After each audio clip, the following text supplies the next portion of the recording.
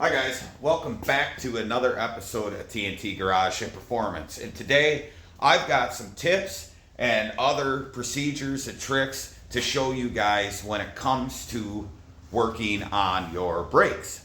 I'm going to be doing it on brute force here, of course, but don't worry, it's not vehicle specific. You can do this on pretty much anything, and it relates to your front brakes, specifically disc brakes. Now in the past, I did a video on wheel cylinders and shoes on the rear of my son's square body, and today I'm going to dig into the front brakes of this truck to show you some things you can do to save money. A lot of people, when it comes to brakes, they're a little, I don't want to mess with it, just throw parts at it or take it to a shop, have them throw the parts at it. Well, what I'm going to show you is how to free up your calipers. Say if you're driving down the road, you hit your brakes and your vehicle wants to go one way or another because you have a caliper not moving properly or sticking or dragging or something like that. I'm going to show you how to take that apart, how to clean it up, how to make sure it doesn't happen again, and also how to eliminate squeaks in your brake system. A lot of times when you get squeaks in your brakes, it's not because you need pads. It's not because you have a component pad at all. It's all about cleaning your brake surfaces up as far as your slides, your pad to caliper mating surface, and getting it clean and making sure it's lubricated. And that'll take away most of those squeaks when you're just on light brake application. So those tips will obviously work on any vehicle, not just a Dodge. And we'll show you a little bit about bleeding brakes by yourself, getting all the air out of the system, which is what I did on this truck because I replaced the master cylinder, bench bled that. I wanted to get the rest of the system cleared out. So there's a lot of stuff on brakes that will hopefully help you, and I think it will. And also, we had a weird issue with this truck, and that was I was having a problem with the fan clutch. Now, that's going to be another tip in this video, is how to remove your fan clutch and reinstall it. Now, it's not just for replacing the clutch on your fan. It can also help you, say, if you're doing a water pump, on how to get that off, because it can be a bear if you're not familiar with it. So let's get into starting with the brakes, and let's get to it.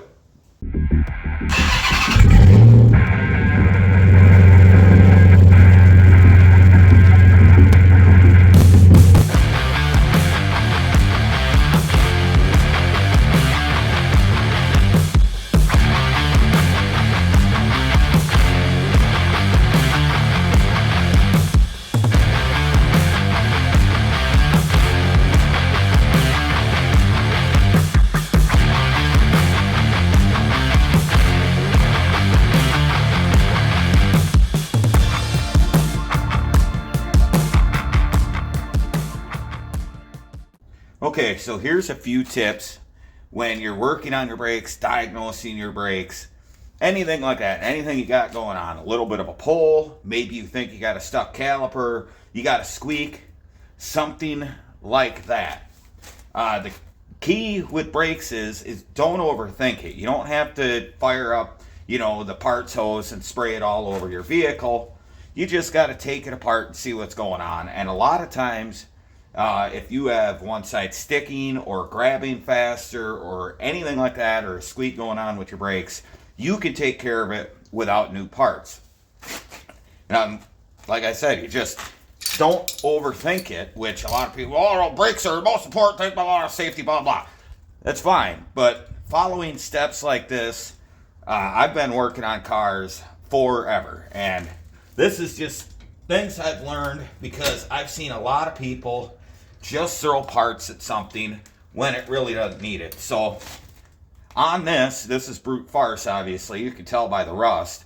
This is my Ram 2500, and what it is a floating caliper on a bracket.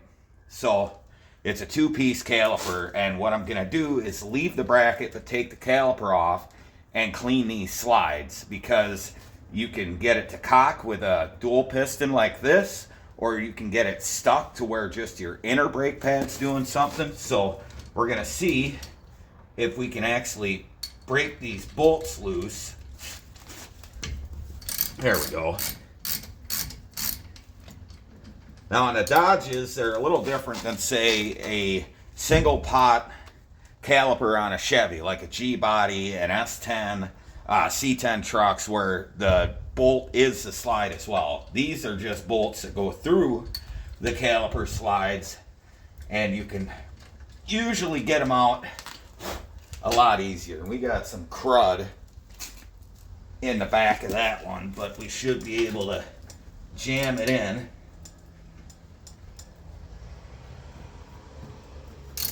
There we go. Just be careful that you don't strip the heads of your bolts. Some of them are like a hex head bolt you put a wrench on. These are 6mm Allen. So I haven't had any trouble so far. I already did this on the driver's side. And I figured this is a good opportunity to show you guys some good tech tips. Especially when working on brakes, which a lot of people don't want to tackle. So we'll get these bolts out and get the caliper off, and I'll show you a couple other things while we're doing that. So get the bolts out.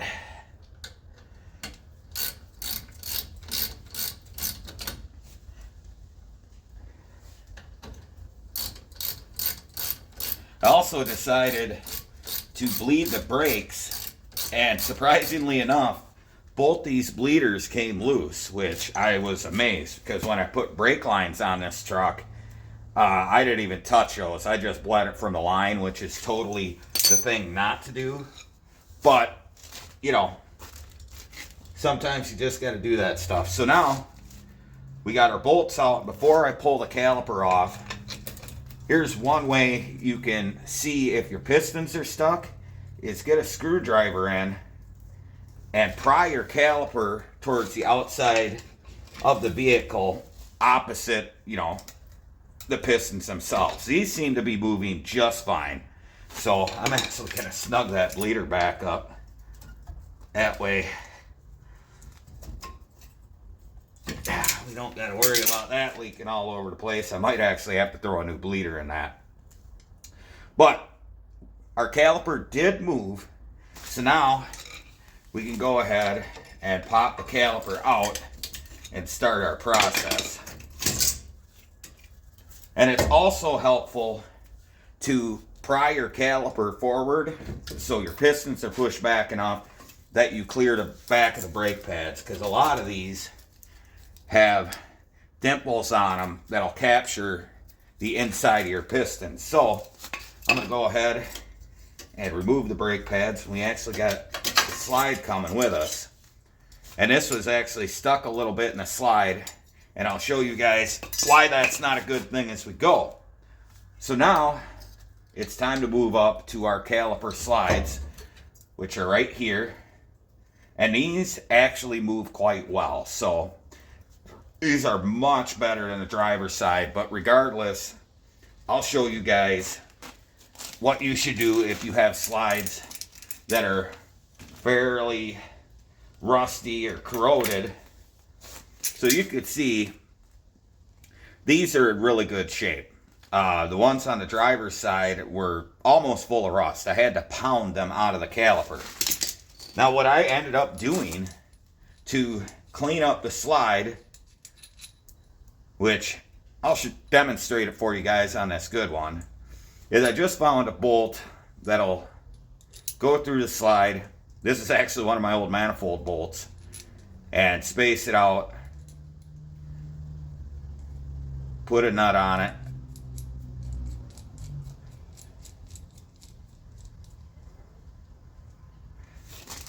okay, and tighten this down.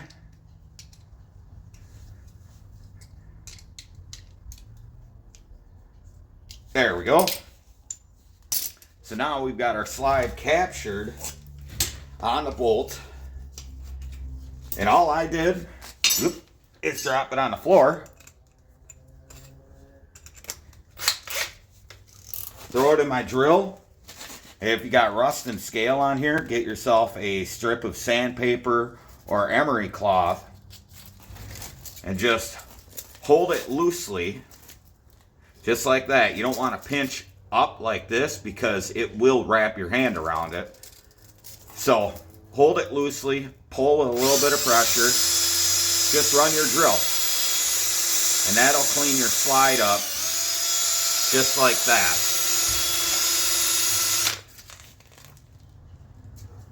Yeah. So clean it up, actually polish this one pretty good. Didn't necessarily need it,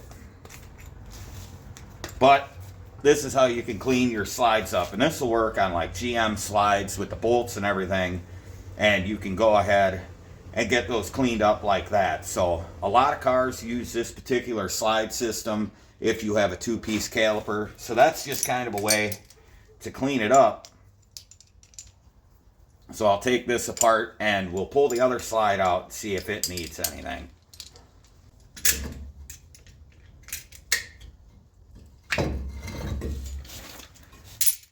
Well, again, this one's quite clean, so we don't have to worry about it. But like I said, use that tip if you've got rusty slides. So next thing we're going to do is we're going to pop our caliper bracket kind of slides in here, and we're going to get these cleaned up because all that brake dust in there can cause your pads to get stuck in the slide and not want to move. And if you get enough buildup, it'll stick, only use one side, or start squeaking. So next thing to do is clean up these bracket slides and we'll reinstall them. Easy way to clean these up, grab yourself a little brush, and they don't take much to knock that grit and grime off. Now if these are really rusty and your pads are in good shape and everything else is good, you can actually get new hardware kits for most vehicles where you just get these slides here. But these are pretty good. They're not rusted to the point to where they'll cause an issue. So we'll just clean them up, get all the old brake dust out of there, and pull them off with a little brake clean. Now the next thing, seeing as we're working on slides, is where your slides go in the caliper itself, which is right there. There might be rust or some kind of buildup in there. Now typically those have O-rings, rubber gaskets, something in them along with the cast iron on the inside. So what I typically do to clean these is just shoot a little brake clean in each one.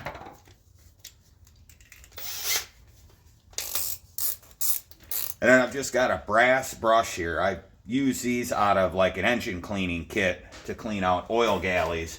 But just run them through. You don't need to use a whole lot of pressure.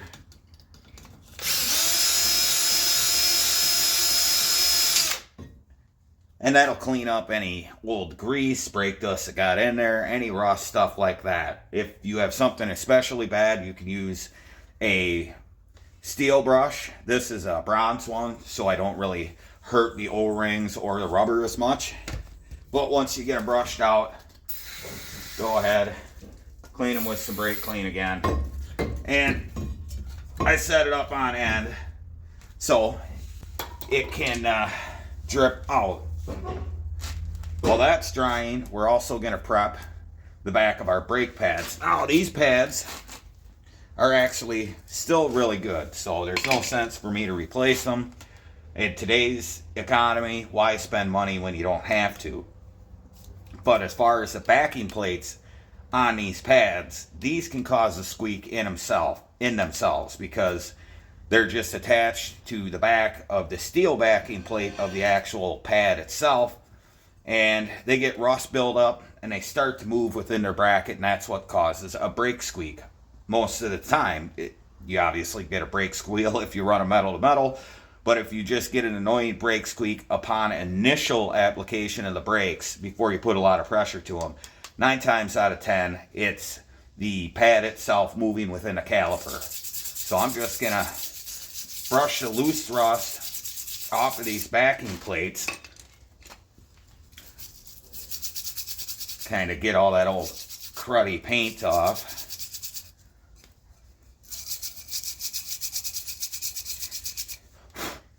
And set them aside.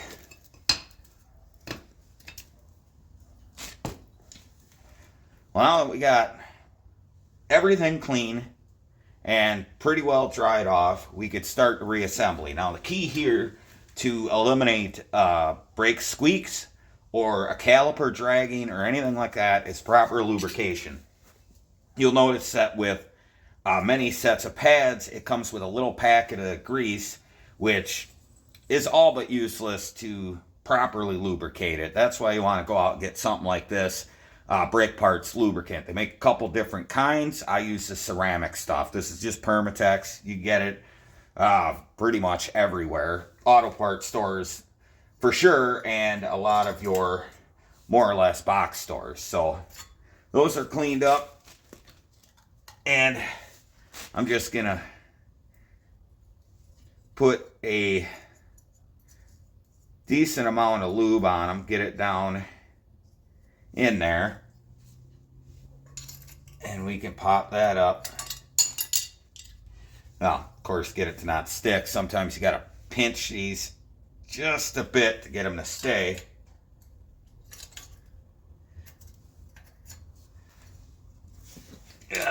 Which is what I'm gonna do. There we go.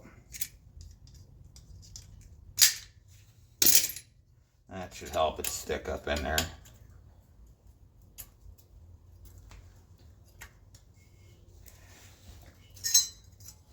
Get our lower one in. Same thing. A little bit of lube.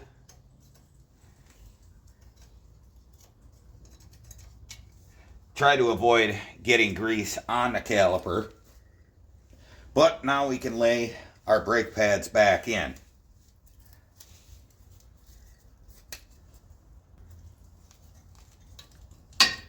There we go. Install the outer pad. Just like that. So that's all lubed. Now it's time to move on to lubing our caliper. Now, same thing. You'll eliminate all your squeaks with a little bit of lube on the face of your caliper piston.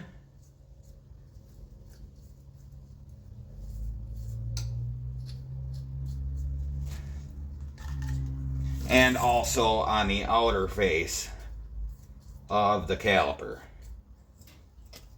And now we can go ahead and set our caliper back into place.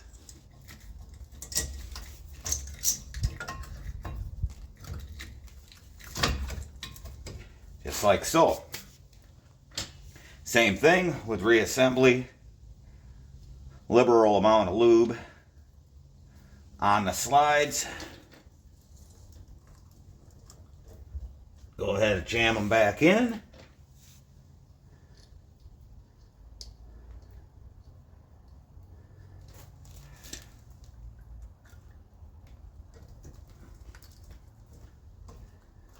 There we go. And we'll reinstall our bolts.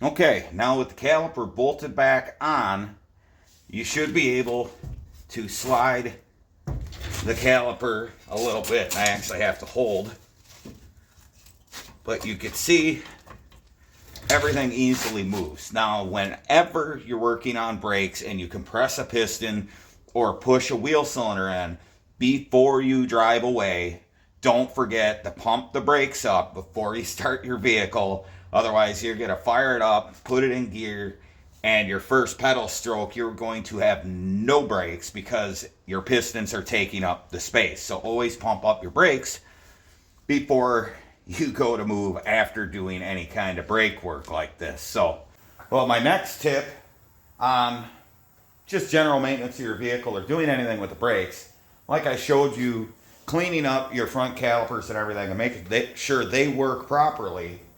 I'm also, because I replaced the master cylinder in this truck, going to show you guys a couple ways of bleeding your brakes at home. Now, of course, we all know the tried and true way of two people having one person in the vehicle pump the brakes and hold them while someone cracks a bleeder at the right rear, the left rear, the right front, the left front, and you work the air out that way. Well, I work alone. So there's a couple solutions if you work alone that you can use. It's just a simple vacuum style bleeder. It's got a collection cup in it. You put this side on the brake bleeder after you loosen it, and you just pump your vacuum pump, and that will draw fluid and air and deposit the fluid in here. It works pretty good if you don't have any massive amount of air in the system. Say if you're just replacing components like wheel cylinders or calipers, you could use that pretty easy. The only disadvantage is you only have so much volume in this cup before you have to stop, empty it out, and keep going if you have a lot of air. A kind of hillbilly way of pressure bleeding that I've done a lot in the past, and I'm going to show you how to do on this truck, is on the old Master. I took the old cap and I just threaded a fitting into it with an old piece of rubber from a brake caliper slide to seal it, and cut the old rubber gasket so air could freely pass through. And I just put that on top of the master cylinder, tighten it down, put an air hose on it, and bleed at every corner. Now, the thing with doing this is there's two things you want to avoid. You do not want the brake fluid level to be up at this fitting, or you'll just push air into the fluid itself.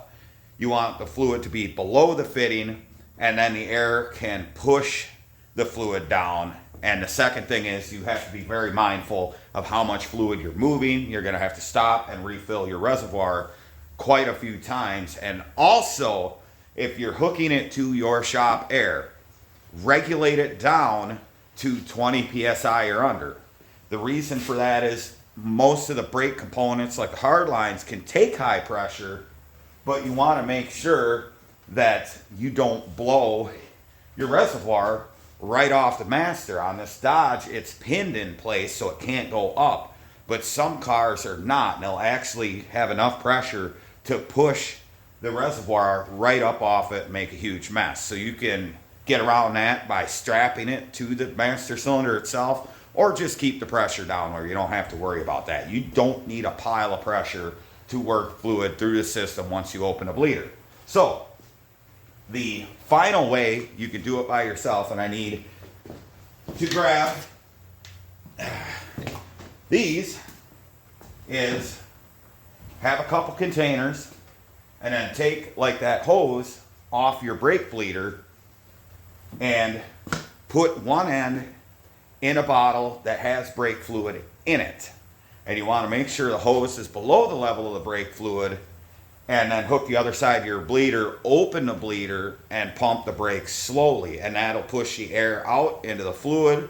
It'll come up through the fluid, and it'll only draw back in fluid without air in it. And I'll show you guys all three ways on how to bleed your brakes by yourself. So let's get started with the vacuum setup, because it's the simplest way to do it by yourself. You don't have to get up and down all the time.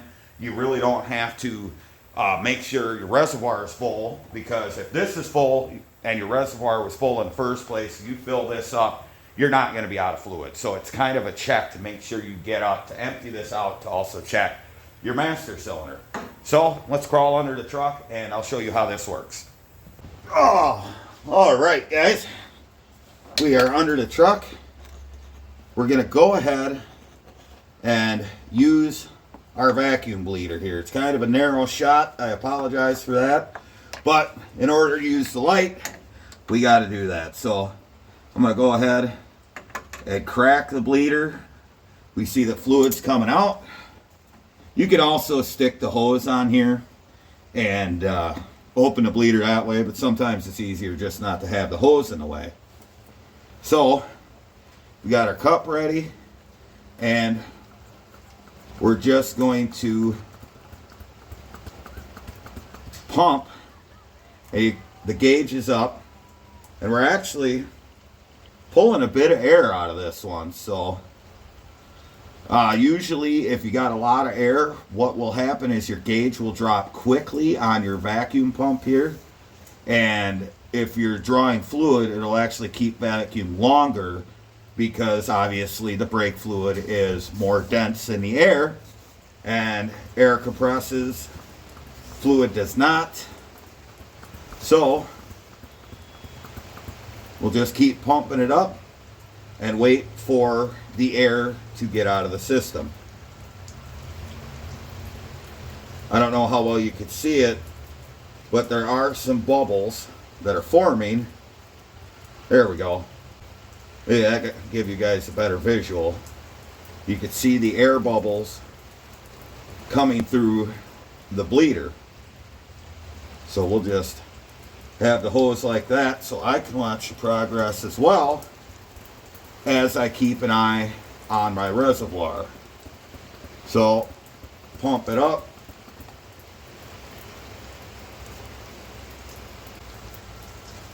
Actually quite a bit of air back here. Now as we can see, we still have some bubbles coming through here. So this is where a vacuum bleeder isn't always the best, especially one that's small. A bigger one's a little better, but if it's got this much air, you're going to be here for a while. It's going to be a process. So where we're going to move on is the self-bleeding into a bottle of brake fluid method. So let me get set up for that, and I will show you guys how that works.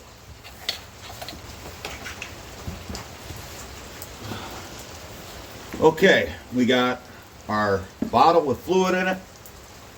I'm going to take the hose off of my vacuum bleeder, and we're just going to feed it down inside the brake fluid. Now the key is to make sure that the hose is below the level of the fluid. A clear bottle would work best, but we're going to work with what we got. Just be mindful that you want it to be close to the bottom. And we're going to go ahead now with the bleeder open and this in fluid. We're going to slowly pump the brakes, and that should push the fluid down the tube. It'll bubble through the fluid, reach the surface of that, and it'll only draw back in fresh fluid. So I'm going to go up in the truck.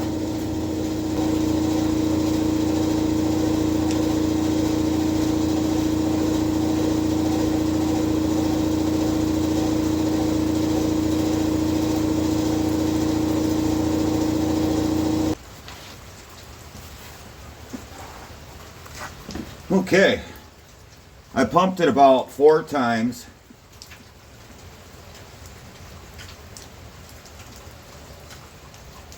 And we should be good to tighten this up and then pump on these brakes to see if they stiffened up at all. There we go.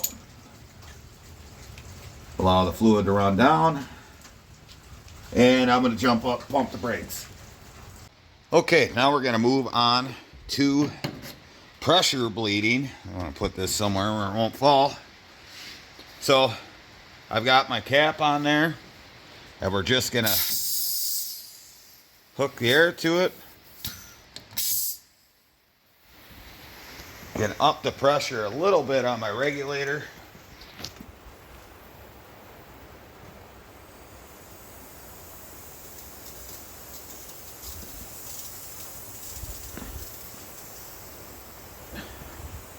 There we go. So we got pressure there. Now we can go back and get back to this wheel. And I've got an empty jug now because we're relying on the master to provide the fluid. Kind of hard to do one-handed, but give you guys a better view. Well, you know, come on. Hold on a second. There we go. I did have to use my other hand. So, get your hose on the bleeder. We got pressure to it at the master. You can see fluid starting to come out. There we go.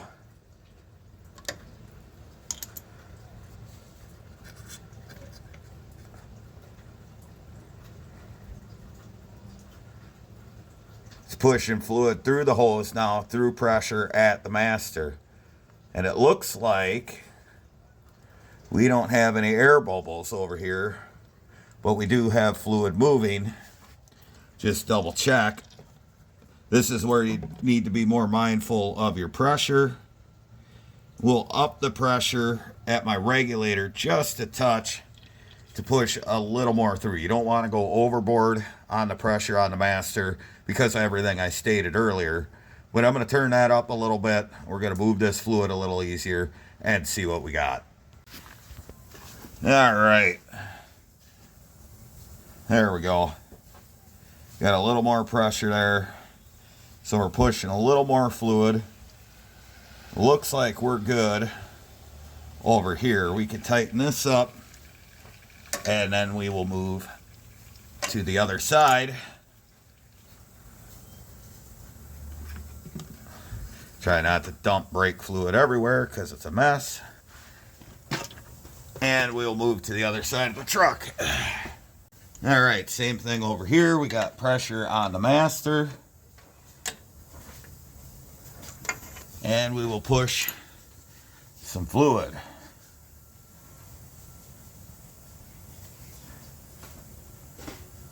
I don't see any bubbles. A couple small bubbles. But, oh yeah. Pretty much just let that go until you're sure there's no bubbles. And then you can go ahead and cinch it down. Just go around the truck like that. So, that's one way to pressure bleed it. I prefer pressure bleeding because instead of trying to suck the bubbles out from this end, you're just pushing everything through the system. So, we'll take our hose off and refill the master.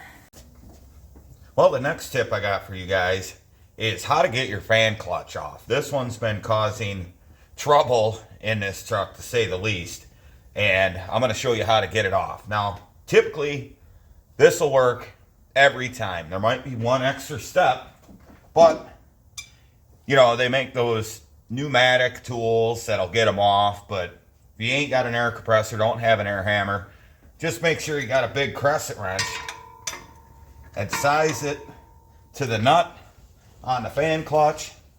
And if you just try to spin it off, you'll end up either A, turning your pulleys, or 2, you'll just spin the belt. So let's take a hammer and give it a whack, and it spun right off. Now, it was easy on this one because I've already had this fan clutch off, and once I get it out, I'll tell you why. But if that method doesn't work, where you get the wrench on there and whack the end of it with a hammer, you can get an LP torch, like a hand torch, down in there and heat up the nut. Sometimes there's Loctite from the factory, or just a little bit of heat on that nut will make it so you can whack the wrench and get it off. And then, of course, it's just a matter of once you get it loose, spin the fan off, but be careful when you get towards the end of the threads. You don't want to drop it and have it fall forward into the radiator.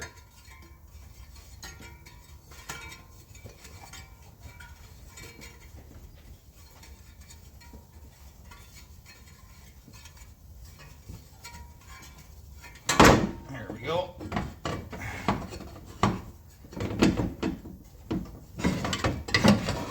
Now, on some vehicles, you can get the fan and its clutch out, leaving the shroud in place. Most Dodges, and actually a lot of Chevys, the early like OBS stuff, you have to pull the shroud along with it. On the Chevys, it's a clamshell. You can just take the top of the shroud off. It's pretty easy.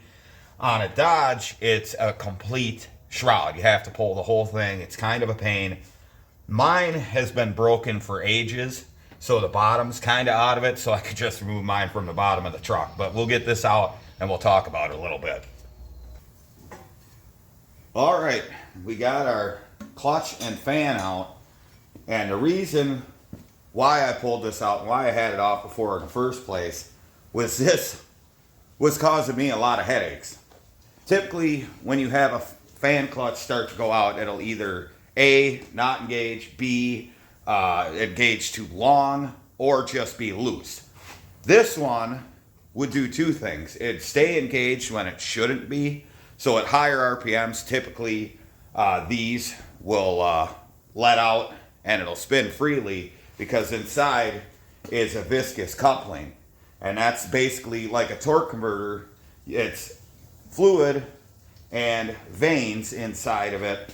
And those will couple together, get the fan to spin. So as it gets warmer, it should spin to cool everything down. A lot of times you'll hear them also when you take off in the morning for the first time, you'll hear the fan because it's pretty sticky in there and it'll just spin and not freewheel. This one was pretty much doing that half the time. It'd just stay on above 3,000 RPM and it'd never decouple. Also, what it would do is, my only guess is inside the bearings were dry because on takeoff, when it wasn't coupled, when it wasn't spinning, making the fan sound, it would try to freewheel and create a noise that sounded like a valve train tap or a detonation or a lower light rod knock. It changed pitch, and I was chasing the engine itself to try and figure out what it was. Well, that's when I pulled the fan clutch off and discovered it was this, and it's not loose. There's no signs of anything externally wrong with it. So if you're getting some weird noises and you have a clutch fan like this, go ahead and check that, especially if you're having it where it's staying engaged more than it should, or if it doesn't do anything at all, or if it's loose. So now that I'm done rambling about my oddball rod knot coming from a clutch fan, which I tried to recreate, that's why I put it back on, but it just stayed engaged, and driving around I couldn't get it to disengage and make the noise again. Unfortunately, I really wanted to show you guys that, but when I discovered this, I was just taking stuff apart and I wasn't videoing anything. So as far as replacing your clutch, you don't have to replace the whole fan. Pretty much every vehicle you can go get a fan clutch for. And this one I just picked up at O'Reilly's. It was 75 bucks, which a little expensive nowadays for just a simple, viscous coupling for a fan. It still ain't bad. If you drive something that's got a regular fan clutch like this, be happy that you don't drive a Trailblazer. Ask anyone that owns a Trailblazer why. So, as far as getting this taken apart, most vehicles, just 4 bolts. It doesn't really matter what material your fan's made out of. Go ahead and free our fan blade from the clutch. There we go. And just remember which side faces forward. You don't want to accidentally put your fan on backwards on the new clutch. It will go on, but you'll have overheating issues because you'll be pushing air, try to push air through the radiator, giving the angle of the fans. Granted, they'll be going the wrong way, so you'll either push air forward or you'll just stir the air in its spot and you won't have any cooling. So make sure you note which way faces forward. then just simply line up your new clutch and toss the bolts in.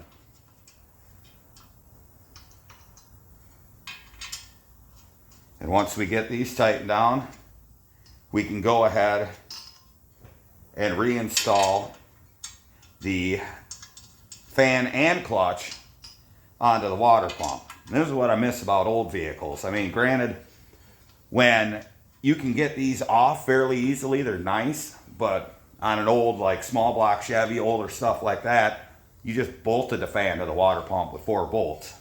That made life a little simpler back then. So I'm gonna go ahead, tighten this down, and we'll get it installed in the truck.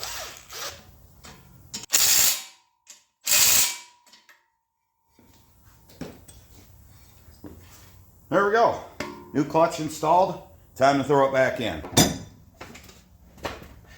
Well, getting it back on the water pump's just the reverse of taking it off. Typically, these threads on here are tapered in with no threads at the front to allow you to actually put this on halfway easily. It's just a matter of balancing the fan while you're turning it.